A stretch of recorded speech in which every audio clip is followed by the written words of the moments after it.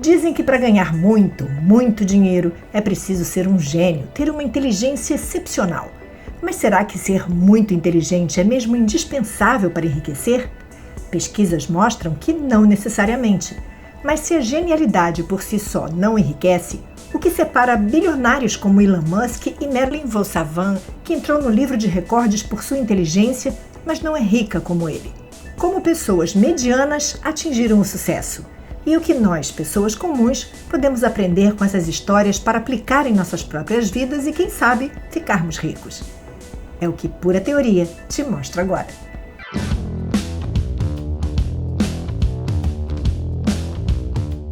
Muito se fala sobre a genialidade de milionários e bilionários renomados e que a inteligência deles seria a responsável por suas fortunas. Será? O Pura Teoria caiu de cabeça nessa história, começando por descobrir se eles são realmente gênios. Para isso, buscamos o QI de alguns deles. O QI, ou o quociente de inteligência, é uma medida da capacidade intelectual de uma pessoa. Um QI mediano no Brasil gira em torno de 92. Mark Zuckerberg, cofundador do Facebook, possui um QI estimado em 152, enquanto Bill Gates, da Microsoft, tem QI estimado em 160, o mesmo que tinha Steve Jobs, da Apple. Elon Musk, CEO da Tesla e SpaceX, destaca-se com um QI de 165, posicionando-se no topo dessa lista. Todos eles têm QI, acredite, ombro a ombro com Albert Einstein, com 160. Mas para ser rico é preciso ser gênio? Na teoria, não. Mesmo indivíduos com QIs muito menores podem alcançar grande sucesso financeiro, desafiando a ideia de que a genialidade intelectual é um requisito indispensável para enriquecer. Um exemplo é a cantora americana Mariah Carey, com um QI 95 e fortuna estimada em 350 milhões de dólares. O ator Adam Sandler, com QI 100 e uma fortuna de 440 milhões de dólares. Até mesmo o ex-presidente americano Ronald Reagan tinha QI mediano de 105 e acumulou 15 milhões de dólares. Tá, mas todo gênio fica rico? Parece que não. Albert Einstein, que já vimos que tinha QI 160, por mais que tenha sido o pai da teoria da relatividade e importante para a física, não ficou rico. Quando morreu, tinha um patrimônio de 65 mil dólares, o que equivale hoje a aproximadamente 634 mil dólares. Marilyn Vossavan, escritora e colunista americana, registrada no Guinness Book como a pessoa com o maior QI do mundo, impressionantes 228 pontos, não é exatamente uma milionária. Talvez esteja perto de chegar ao seu primeiro milhão, já que há quem afirme que o patrimônio dela seja entre 100 mil dólares e 1 milhão. Isso mostra que, embora tenha uma vida repleta de realizações intelectuais, escrevendo livros e respondendo enigmas complexos, sua fortuna não acompanhou sua capacidade mental. Isso demonstra que a inteligência bruta, por mais impressionante que seja, não garante prosperidade financeira.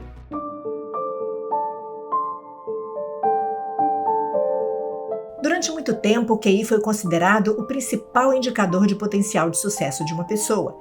Essa crença se consolidou no início do século XX, quando os testes de inteligência começaram a ser usados amplamente para identificar habilidades acadêmicas e cognitivas. Mas à medida que a ciência do comportamento evoluiu, ficou claro que essa visão era limitada e muitas vezes enganosa.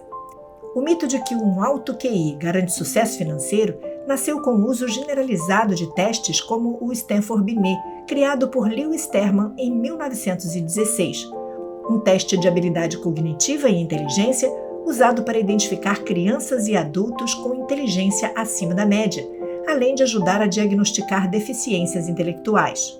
Ele acreditava que a inteligência era a chave para transformar gênios em líderes e inovadores de destaque. Terman acompanhou 1.470 jovens com QIs superiores a 140. Ele esperava que essas crianças brilhantes se tornassem as maiores mentes de sua geração. Só que os resultados surpreenderam. Muitos desses gênios não alcançaram grandeza acadêmica ou financeira e, em alguns casos, tiveram vidas comuns ou até conturbadas. Entre os exemplos de supergênios que enfrentaram dificuldades está o americano Christopher Langan, conhecido por seu QI de 195. Apesar de seu intelecto brilhante, Langan nunca conseguiu traduzir sua inteligência em sucesso financeiro ou influência social significativa. Em vez de construir uma carreira acadêmica ou empresarial, ele passou boa parte da vida em empregos simples, como segurança de bar. Hoje ele vive numa fazenda. Sua trajetória levanta uma questão importante: por que algumas pessoas extremamente inteligentes não conseguem prosperar no mundo prático? Uma das explicações é que, embora o QI seja um bom indicador de desempenho acadêmico, ele não abrange habilidades fundamentais como a inteligência emocional, a capacidade de comunicação e a resiliência. De fato, estudos demonstram que a correlação entre o QI e o sucesso financeiro é de apenas 1 a 2%, muito inferior ao que se imaginava. Isso ocorre porque o mercado de trabalho e os ambientes sociais valorizam características como autocontrole, empatia e capacidade de adaptação, qualidades que não são medidas por testes de inteligência tradicionais. O impacto dessa crença na supervalorização da inteligência ainda se reflete hoje em dia, e a história de vida de muitos mostra que é possível conquistar grandes feitos mesmo sem um QI excepcional. Quer saber como? A ideia de que é necessário ser um gênio para acumular riqueza cai por terra quando analisamos os fatores que realmente contribuem para o sucesso financeiro.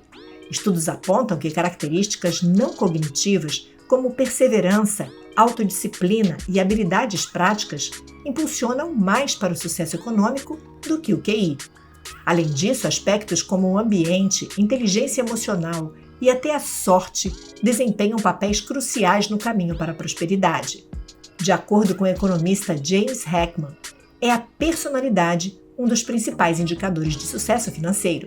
Ele descobriu que o sucesso está correlacionado com a chamada conscienciosidade, uma característica marcada pela diligência, que é a qualidade de ser cuidadoso e persistente no cumprimento de tarefas ou obrigações, pela perseverança e pela autodisciplina, um composto mais importante do que o QI para determinar quem alcança rendimentos altos. Heckman demonstrou que indivíduos que possuem esses traços têm mais probabilidade de concluir projetos, atingir metas e construir carreiras estáveis, independentemente de sua inteligência analítica. E mais, para ele, o sucesso depende não apenas da capacidade inata, mas também de habilidades que podem ser ensinadas. Esse ponto também é reforçado por Angela Duckworth, psicóloga da Universidade da Pensilvânia, que destaca que o esforço e a motivação em fazer os testes de QI são frequentemente subestimados. Ela afirma que pessoas diligentes têm mais sucesso porque estão dispostas a trabalhar mais para superar dificuldades, enquanto outras, igualmente inteligentes, podem ser menos empenhadas. Além de traços de personalidade, habilidades práticas e sociais desempenham papéis indispensáveis no sucesso financeiro. Robert Sternberg, renomado psicólogo americano, cunhou o termo inteligência prática para descrever a capacidade de lidar eficazmente com os desafios cotidianos. Diferente da inteligência analítica medida pelos testes de QI, a inteligência prática é sobre saber como negociar, liderar equipes, gerenciar conflitos e adaptar-se a diferentes contextos. Essas habilidades, muitas vezes desenvolvidas por necessidade ou experiência, podem ser o fator decisivo para alcançar riqueza. Ele cita o caso de Chris Langan, aquele americano que eu citei anteriormente com QI 195, que viveu a vida em subempregos. Ele largou a faculdade porque perdeu a bolsa de estudos quando a mãe não soube preencher o formulário corretamente, e ele não conseguiu convencer um diretor a transferi-lo para outro turno para que ele pudesse trabalhar. Por isso, teve a vida acadêmica encerrada. Já Oppenheimer, que mais tarde se tornou um dos físicos mais brilhantes do mundo e que foi decisivo para a construção da bomba atômica, tentou envenenar o professor e foi enviado para um psiquiatra, mas não foi expulso da universidade. Os dois foram crianças prodígio, mas Langan não tinha experiência prática. Diante de problemas e dúvidas, ele desistia. Para Sternberg, a inteligência prática inclui elementos como saber o que dizer e para quem, saber quando dizê-lo e saber como dizê-lo para obter o máximo de efeito. É uma questão prática. É saber como fazer algo sem necessariamente saber por que se sabe aquilo, nem ser capaz de explicar isso. E inteligência prática Richard Branson, fundador da Virgin Group, e Oprah Winfrey, empresária e apresentadora, tinham de sobra. Eles começaram com recursos limitados e utilizaram suas habilidades interpessoais e visões estratégicas para construir impérios. Eles demonstraram maestria em navegar por contextos complexos, inovar e criar conexões que impulsionaram suas carreiras. Essas histórias e estudos reforçam uma mensagem importante. Na teoria, qualquer pessoa, independente de seu QI, pode alcançar riqueza ou desenvolver características como perseverança, habilidades práticas e uma visão estratégica. E isso inclui você. A principal lição que surge desses estudos e histórias é que habilidades podem ser desenvolvidas, enquanto a inteligência inata tem limitações. James Heckman ressalta que traços de personalidade, como a conscienciosidade, podem ser aprimorados ao longo da vida e são mais influentes que o QI na definição do sucesso.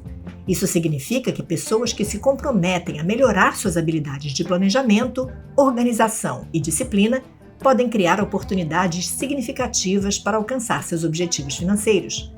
Além disso, inteligência prática e habilidades sociais não são dons inatos. Elas podem ser aprendidas por meio de experiências, erros e interações com outras pessoas. A capacidade de negociar, liderar e compreender contextos é uma habilidade que qualquer pessoa pode dominar com dedicação. Essa perspectiva foi reforçada pelo Projeto Aristóteles, uma pesquisa do Google que analisou as dinâmicas de mais de 180 grupos para identificar o que tornava alguns grupos mais bem-sucedidos que outros. O estudo revelou que fatores como segurança psicológica, clareza de papéis, confiabilidade e propósito compartilhado eram mais importantes para o desempenho de alta performance do que a inteligência individual dos membros do time.